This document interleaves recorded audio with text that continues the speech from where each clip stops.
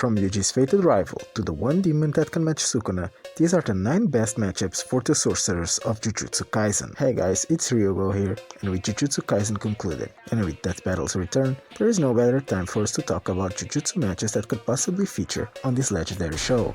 With hundreds of characters available, I limited our picks to just 9, but all of these have, I would say, a pretty realistic shot of making it to the show, especially when the anime returns or if we got a JJK sequel. The show might want to capitalize on the popularity of this generational juggernaut to bolster those numbers. The only exception I'm going to make is Nahito, because that guy has already set up his date, and Gojo, because he already had his time to shine. Without further padding for watch time, I will start off with a pretty popular matchup for our beloved main character. Starting with Yuji's fated rival, I would say the chances of this becoming an episode are almost guaranteed. You already know I'm talking about Yuji versus Denji. If there is one match that I would definitely bet my money on, it's definitely this one. Both are the protagonists of dark shonens that gain their powers through deals with dark beings while being tasked to hunt down pieces of an evil entity that would one day destroy the world. There are much more connections, but those already have been explored a lot. If we are talking animation potential, oh boy, it goes harder than a black flash from Todo after I called Takada meat. Now that Yuji has actually unlocked the curse technique, seeing him using Shrine against Denji to shred him apart just for Denji to say that he cuts like a girl and then slashing him in return would be pretty cool. Or even hitting Denji with blood manipulation, which Denji then drinks just so Yuji can make it explode from the inside. There is really potential here for a gloriously brutal fight, but I can already hear you typing that they should be best friends, so let me give you a reason for them to fight. The way I see this battle starting is that Denji finds a Sukuna finger, then Yuji arrives and politely asks him for it, but Denji denies him and then proceeds to swallow it. Yuji, infuriated at he now has to kill Denji because he can't allow Sukuna to possibly reincarnate on another being. I already described some of the possible powers interactions, so let me just skip to the ending. If Yuji wins, it will probably be through his domain and hitting Denji with a black flash that would then proceed to tear Denji and Pochita apart. And if Denji wins, you just know that it's gonna be the most gruesome death imaginable. And I just thought about this, but from what I see, Denji basically has better stats and overall is more likely to win, but Yuji has access to a domain and soul-seizing punches that could literally tear Denji and Pochita apart, similarly to how he did to Sukuna and Megumi. Like, I just thought this up. Back to the video. This matchup has everything it needs to be one of the greats, and with the popularity of both manga right now, I would rank this matchup as almost guaranteed. But well, that was the predicted matchup of the protagonists. Let's now jump into the matchups of the other protagonists, as we have a double date between Yuta Okotsu versus Guren Ichinose. And since I don't know shit about setup of the end, let me just show you the connections on screen. But here is the TLDR. It's a battle of powerful swordsmen that are bound to their lovers, being a contrast between one being a hero with a wholesome relationship with his dead girlfriend, and the other one being a villain disguised as a hero with a very toxic relationship with his dead girlfriend. A lot of dead girlfriends lying around. What I would like to see is a 2v2 between the couples, with both couples caring more for their partner rather than themselves. And also I want to see Yuta go completely apeshit, using every copy technique he could get his hands on, with the final blow, if he wins, being Yuta using a copy technique from his opponent. I don't care much for Yuta, or know shit about setup of the end, but I still think this has the potential to be a pretty cool matchup. Although to be honest, I only see this matchup having a low to decent chance of happening. I would not bet money on this matchup, but I would definitely gamble on our next fighter. Kinji Hakari versus Hobby Brown, also known as SpiderPunk. This is the battle of the rebellious older brother who went out to do their own thing. They both started as antagonistic towards the main character before said character proved his worth to them, and then they started acting as an older brother who wanted to help them grow. Yuji vs Spider-Man is also a pretty popular matchup, so Yuji vs Denji has character exploration, Yuta vs Guren has an insane clash of abilities, but this has the potential to have insane banter. They present themselves as idiots, but are actually incredibly smart. This is Spider-Man matchups, so I want the words to be fling as much as the punches, not trying to offend each other, but most as banter between rivals. Like when Hakari traps SpiderPunk inside his domain and then he gets the rules, he could just make a joke about how complicated it is.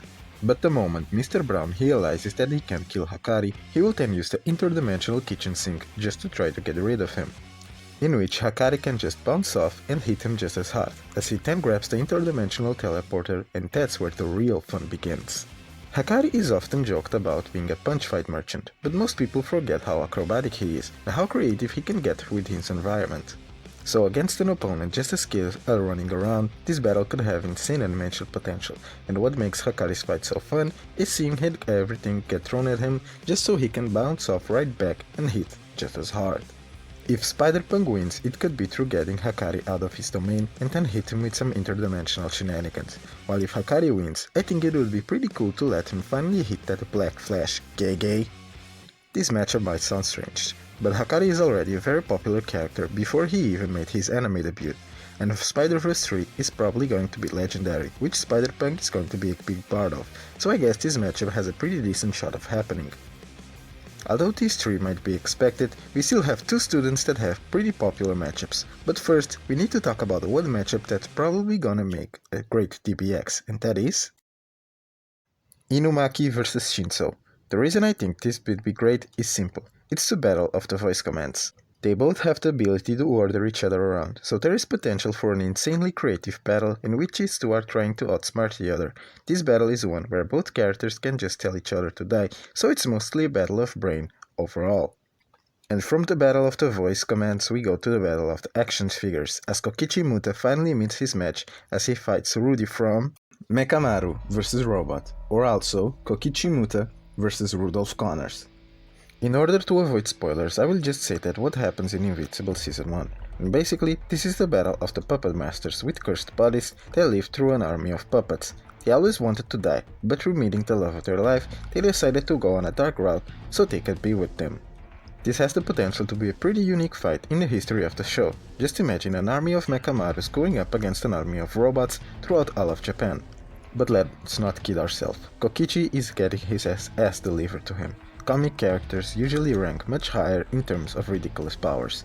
But even still, Rudy has a much larger range with his army of robots that probably cover the whole world, while Kokichi's covers only Japan. But speaking of which, this is where the battle really stands out. Since these two have suffered their whole life, no matter who wins, the killing should be an act of mercy, with the winner not celebrating or even sad. Just empathy for their opponent and a feeling of sadness because they're still alive and need to move on. This matchup has everything from popularity, animation and history potential, so I would say this matchup has a decent shot of happening. We finally get to our last student of Jujutsu High, as the final student, Maki Zenin, meets her match in Maki Zenin vs Rin Tosaka. Being completely honest, I like Maki, but I don't care too much for this match. It has a lot of connections as you can see on screen, but it's still a cool fight. Fate will also be popular, so I can see this matchup happening one day. And now for a matchup I'm actually interested in. Jogo vs Deidara. Explosive hotheads who thought they were the top dog until they got humbled by a tall guy with special eyes, which made them have confidence issues. This connection is just too specific that it almost lets me to believe that Jogo was inspired by Deidara. This has the potential to be one of the most explosive fights in the show, quite literally. With their arsenal of bombs, volcanoes, fire and remote bombs, this battle could be a war zone all by itself. This battle will probably start with both of them underestimating each other, with the reason for fighting being nothing more than an explosion measuring contest. I can already imagine Deidara flying around, throwing every type of bomb at Jogo, while Jogo sends Shikigami and volcanoes in response. The longer the fight goes on, the more common ground they would find, and eventually start respecting each other, until they get both to the final act. It could either be Jogo trapping Deidara in his domain, with the former blowing the thing from the inside, or even Deidara using C4, in which Jogo responds with maximum meteor. No matter the winner, I want this battle to start with they disrespecting each other before they found common ground, and eventually the winner recognizing and respecting the loser's art or power, as they seem like screaming idiots but hide pretty decent depth beneath the surface. With Deidara acknowledging Jogo as strong, similar to what Sukuna did, or even Jogo acknowledging Deidara as a true human, similar to how Sukuna did. I just think this matchup has the potential to be pretty fun, but due to Shippuden already passing his prime, I would say that this matchup only has a low chance of happening, unfortunately. And now, before we get to our final batch of characters with some of the strongest sorcerer in history, we first need to check up on Miwa vs Kobani. This is the battle of the useless versus the useless. This is a pretty popular matchup for both, but there are no way in hell that it's happening. They just have too little to work with, unfortunately. But if we go to a more comedic role, then I can see this battle being pretty interesting sideshow. And before we get to our final match, there is still one match that I would like to make a cool DBX, and that's Panda vs Alphonse, artificial life forms that are said to be more human than most of the people in their universe. It has the potential to be pretty cute, however, unless the DB crew are willing to bend the knee, I don't want either of them to die. That's still before 3 matches to go, but before that I want to ask you, what are some cool JJK matchups you would like to see? It doesn't need to be on a death battle specifically, but just matchups you find cool. I can't wait to see your answers in the comments below. And since you're already there, why not subscribe? As it helps the channel a lot, and you obviously like the content in here, so it's a win-win for both of us. And now we get to the final batch of characters. We're starting off with Hajime Kashimo vs Hisoka Moro. This might seem out of left field, but these two are made for each other. They are both battle-addicted characters that want to fight the strongest there is. They have very simple powers comparing them to the rest of their series, but they use them in very creative ways to outsmart their opponents. They are genius fighters that their hunger for battle led them to their inevitable death at the hands of a stronger opponent, but for them, not even hell is enough to contain their bloodlust.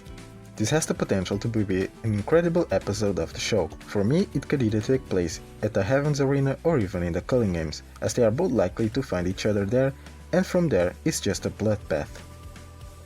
Hisoka would start with the advantage due to bungee gum having the properties of both rubber and gum, but eventually his aptitude to play with his foot will give Kashimo just enough of an opening to use lightning rod and tear one of Hisoka's limbs. This would then excite Hisoka as he now is on the verge of dying, and that's where both fighters, now understanding each other, would start their counterplay. And this scene is a must. Imagine a scene where Hisoka throws Kashimo into a body of water the same way Hakari did. As he goes in for the kill, he then realizes that Kashimo uses electrolysis to poison him. As Kashimo goes above the water, sure of his skill, he then turns around and doesn't see Hisoka's body anymore, as he just used post-mortem Nen to go back to life. And now, he's not playing anymore, he's full bloodlusted. That's how we got the two versions of Hisoka, the playful side that tends to play with his opponents, bloodlusted side who loves killing. If Hisoka wins, then the kill would need to be something like a barrage of cards that cut Kashimo like he's at in the series, as if Kashimo wins, it has to be a lightning to the head, and this way preventing Hisoka from using post-mortem Nen. This matchup has everything I could want from a death battle. Two genius fighters with simple powers that are used in creative ways that need to rely on their creativity and skills to win.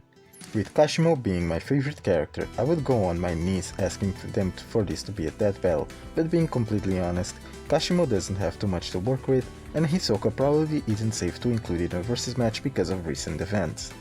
But in my heart of hearts, I know that this battle has a low to decent chance of happening. And from the victim we go to the killer, as we now finally get to the battle of the demonic entities as Sukuna finally meets his match in Sukuna vs Kurama. JJK has a lot of matchups against Naruto now that I think about it.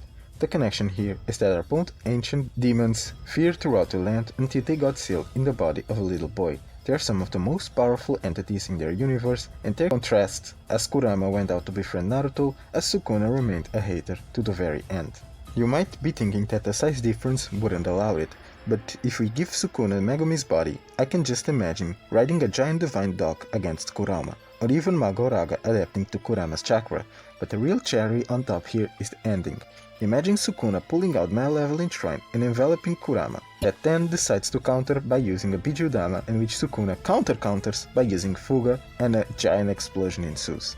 You might be screaming that the Naruto verse outright surpasses all of JJK, but if we highball Sukuna through the Yuki's black hole and Kashima's electromagnetic waves, not to talk about the world-cutting slash, then I guess it's become quite even when I think about it. Sukuna might be the final villain, but the true mastermind still has a matchup to go. As we finally get to our final matchup, and the one I'm most excited about, Kenjaku vs Makima. Kashimo and Hakari are my favorite characters, but I still want this matchup more than both of them. This is a battle of hive minds. With enough budget, this could be one of the best fights in that battle. I can imagine the battle starting with them negotiating, but when negotiations go wrong, that's where the fight begins.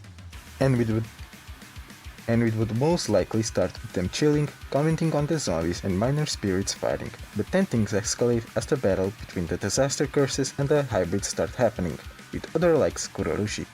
Things escalate again, but now both Makima and Kenjaku are up to the fight. That's where things get nasty, as they both try to take away their enemy's pieces. Makima will probably try to take out Mahito first, but then Kenjaku's take control some of the weapon hybrids and they order to attack Makima. And that's what I most want to see this battle, starting off as an organized battle before devolving into complete chaos. As for the ending, I imagine if Makima wins, he could then take control of Kenjaku and force his curses to kill him. As if Kenjaku wins, he could just absorb Makima to be one of his spirits and then consuming her, literally controlling the Control Devil. This will probably be possible because curses and devils are very likely beings both composed of a negative energy, and it would give Kenjaku a way to bypass Makima's immortality, as I don't believe he can kill him 1,000,000 times. And that's our list, guys. Don't forget to comment your favorite matchups down below. Also, please remember to like and subscribe as it helps the channel a lot. And now that you're here, I will let you on a little secret. There's a way that Hakari could have become a sorcerer so strong that it goes even beyond the likes of Satoru Gojo. If you wanna know it, click on the video you see on screen right now. That's it for today. And if you're a fan of the channel, you might be seeing that we missed a few weeks, but I'm happy to say that we're back to normality, to normal schedule. Thank you for watching, guys, and see you next time. Goodbye.